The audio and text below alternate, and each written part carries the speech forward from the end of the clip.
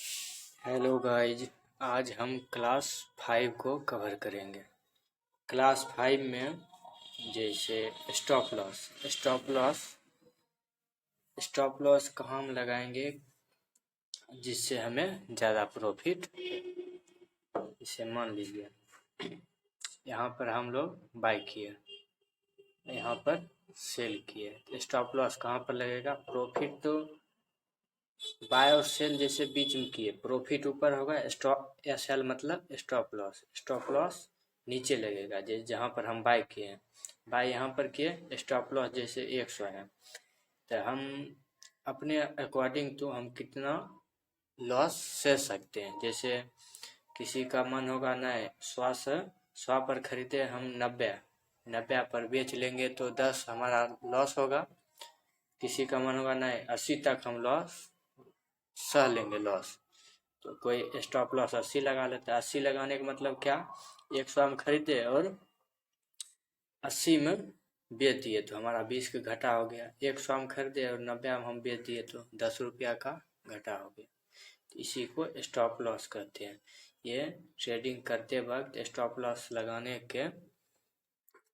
से ज़्यादा मतलब रुपया लॉस होने की संभावना घट जाती है। तो स्टॉप लॉस यहाँ लगता है। और इधर देखिए, जैसे मार्केट डाउन ट्रेड में चलेगा तो जैसे यहाँ पर हम सेल किए और यहाँ पर बाय किए, तो इस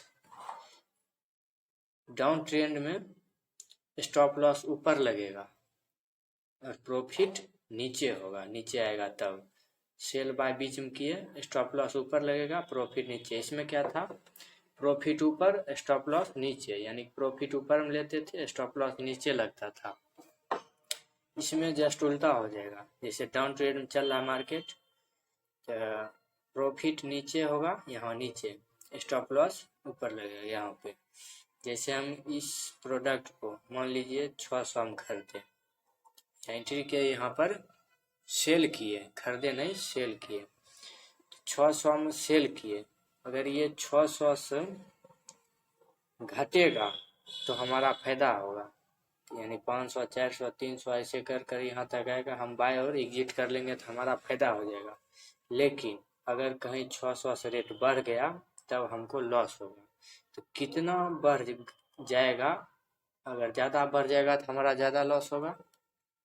इसी में हम स्टॉप लॉस लगाते हैं। स्टॉप लॉस में जैसे 600 है, 605 लगा देंगे, यानी कि ये प्राइस बढ़कर 605 होगा तो हमारा 5 लॉस होगा। 610 स्टॉप लॉस लगा देंगे तो 10 रुपया हमारा लॉस होगा।